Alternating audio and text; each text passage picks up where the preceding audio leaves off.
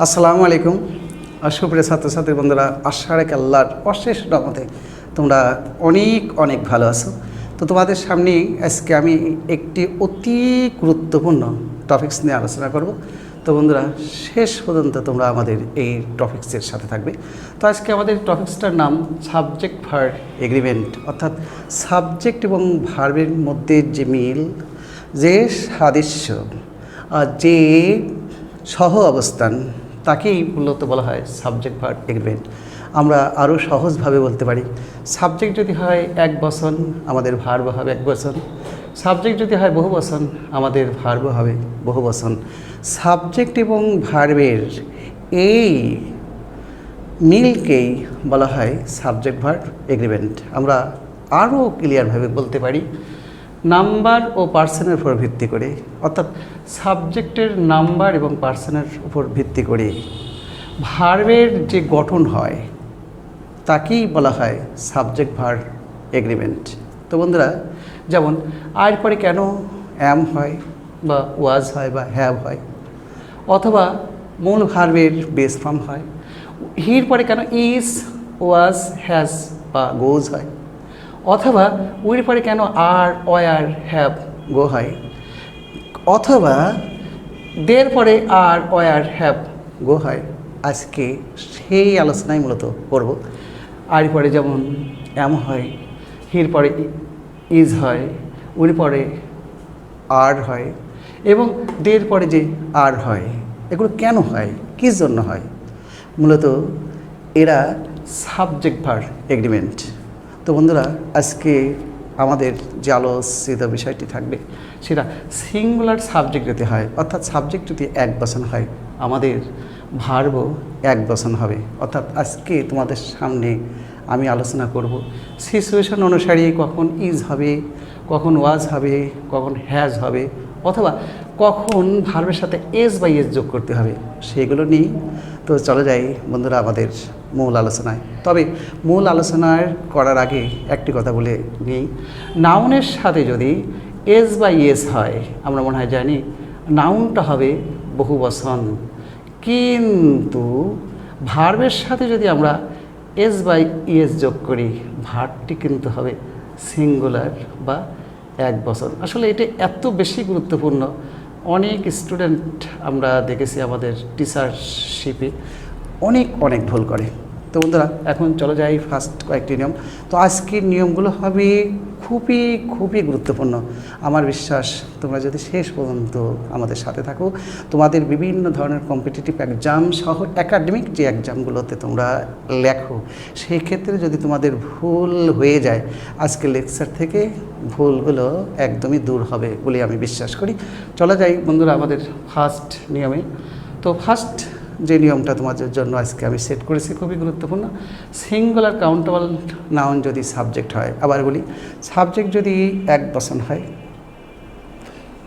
Subject যদি countable noun হয় এবং এক বচন হয়, তাহলে আমাদের ভার্বও এক বচন হবে। অর্থাৎ সিচুয়েশন অনুসারে হবে ইজ অথবা ওয়াজ, হ্যাজ অথবা ভার্বের সাথে এস বা es. You see first example, the boy, you see. তো আমরা মনে হয় জানি boy countable noun, girl countable noun, mango countable noun.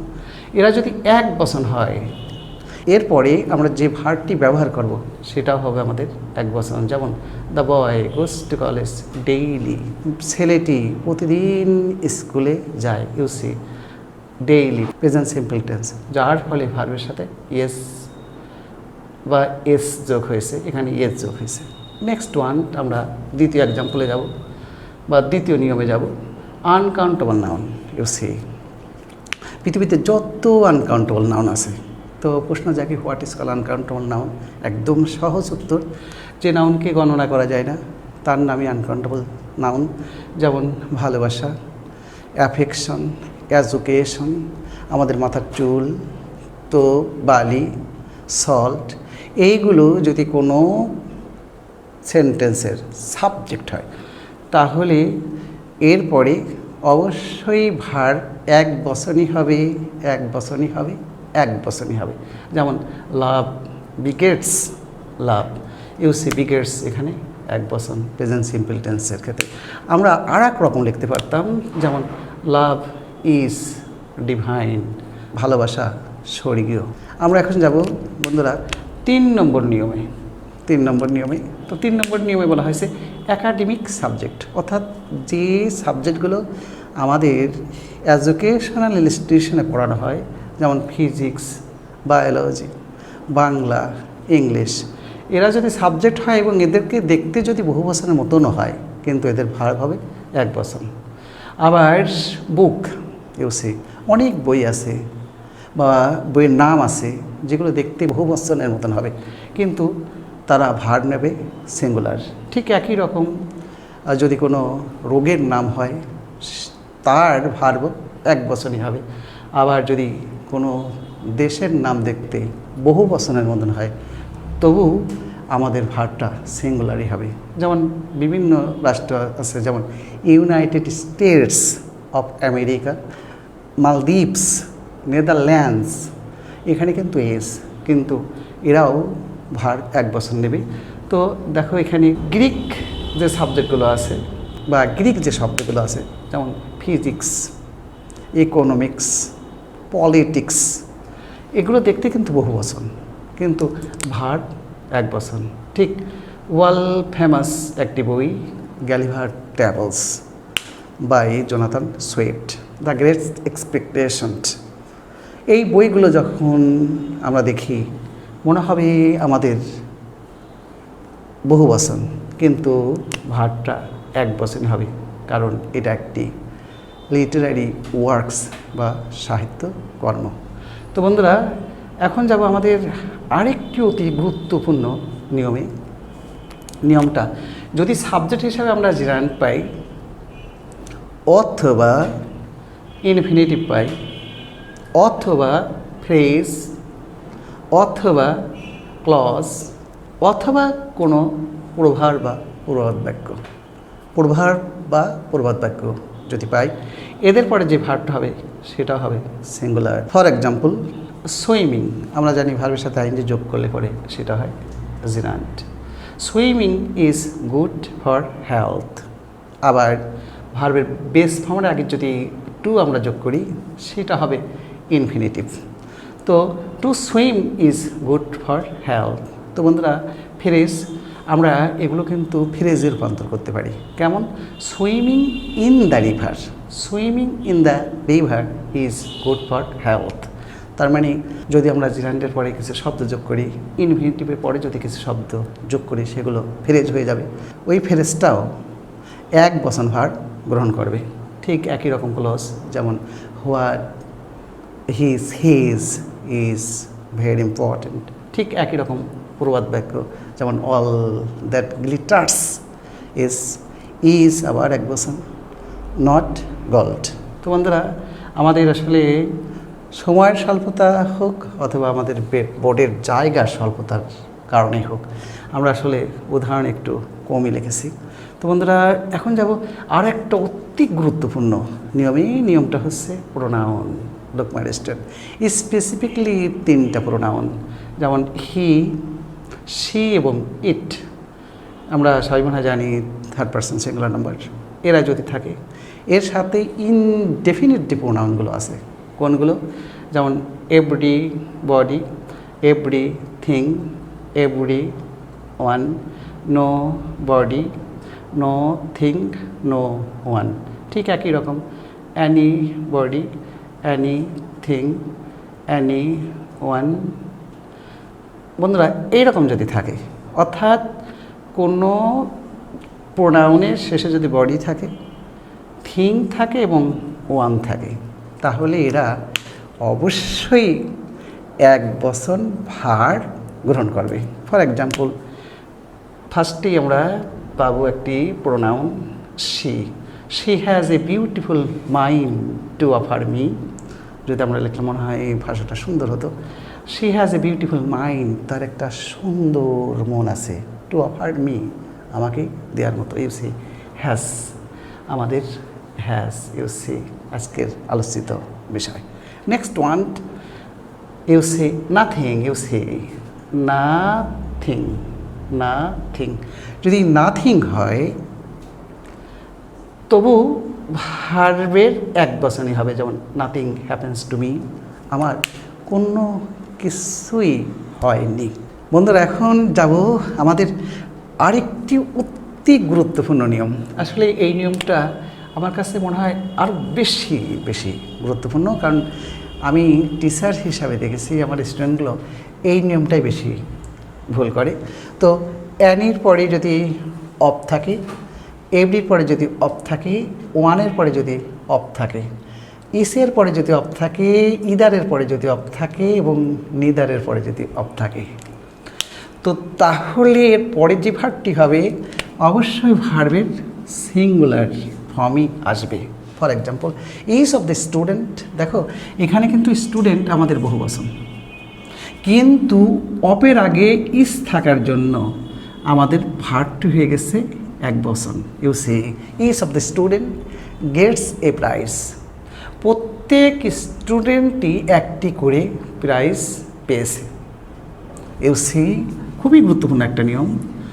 Next one, এটাও আমার কাছে মনে হয় অনেক বেশি গুরুত্বপূর্ণ এবং কম্পিটিটিভ এক্সামে আমরা এই ধরনের কোশ্চেন থেকেই বেশি কমন পাই।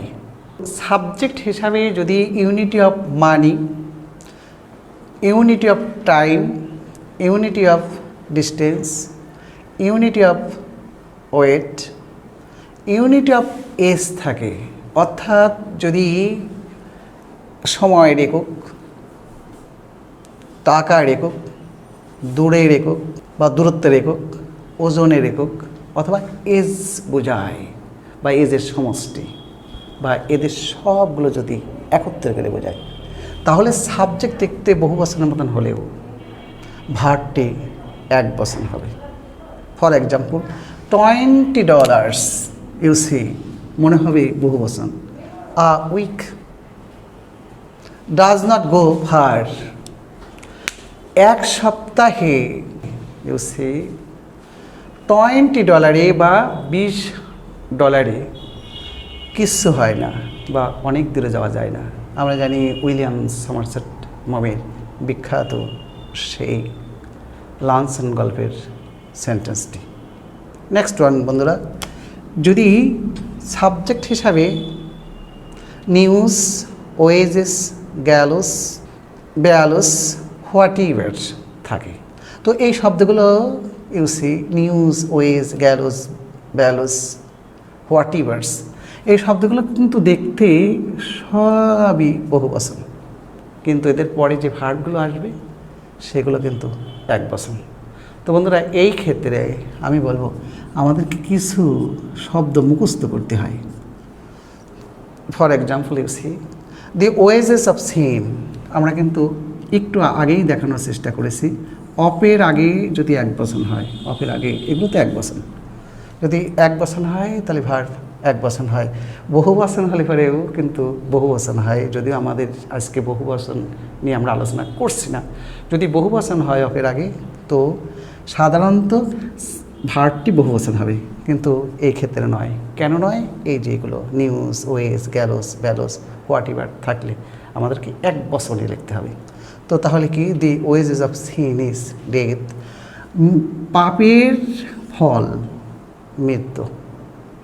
বন্ধুরা, এখন যাব আমাদের আরেকটি গুরুত্বপূর্ণ নিয়মে। দি নাম্বার অফ যদি সাবজেক্ট হিসাবে থাকে অথবা ম্যানি এ, তাহলেও ভার্বটা এক বচন হবে। You see the number of student, you see এখানে কিন্তু বহু বচন, কিন্তু দি নাম্বার অফ, অর্থাৎ এখানে আমাদের হেড শব্দটি নাম্বার, যার ফলে এখানেও is, the number of student is present today, অনেক সংখ্যক স্টুডেন্ট আজকে উপস্থিত আছে। You see is. তো বন্ধুরা, ম্যানিয়ের ক্ষেত্রে কিন্তু আমরা পরে যে সাবজেক্টটি পাবো সেক্ষেত্রে এক বচনই হয়, যেমন ম্যানি এ স্টুডেন্ট, এখানে এস হবে না, ইজ প্রেজেন্ট টুডে, অনেকেই তো আজকে উপস্থিত আছে, তখন অর্থটি এমন আসে। তো বন্ধুরা, যাব আমাদের আজকের আরেকটি অতি গুরুত্বপূর্ণ নিয়মে। দুইটি সাবজেক্ট যদি অ্যান দ্বারা যুক্ত হয়, ইউ সি, এবং একক সত্তা প্রকাশ করে, একক সত্তা বা ধারণা যদি প্রকাশ করে, তাহলে এদের পরে যে ভার্বটা আমরা পাবো এগুলো একবচন হবে। যেমন slow and steady wins the race, you see wins একবচন। আমাদের ভার্বের সাথে এস বা ইয়েস, উইন্স দ্য রেস। যে ধরে থাকে এবং পড়ে থাকে, অর্থাৎ যে সোলো এবং স্টিডি স্থির, সেই জয় হয় রেসে। তো বন্ধুরা, নেক্সট ওয়ান, আজকের আলোচনার একদমই শেষ। যদি ম্যাথামেটিক্যাল ক্যালকুলেশন বোঝায় বা গাণিতিক যোগ বিয়োগ গুণ ভাগ, তাহলে আমাদের ভার্বটি একবচনই হবে। ইউ সি 2 and 2 makes 4, 2 এ 2 4 হয়। তো বন্ধুরা, আজকে আমরা যে আলোচনাটা করলাম আসলে কি পয়েন্টগুলো যেগুলো সাবজেক্ট ভার্ব এগ্রিমেন্টের একবচনের ক্ষেত্রে প্রযোজ্য।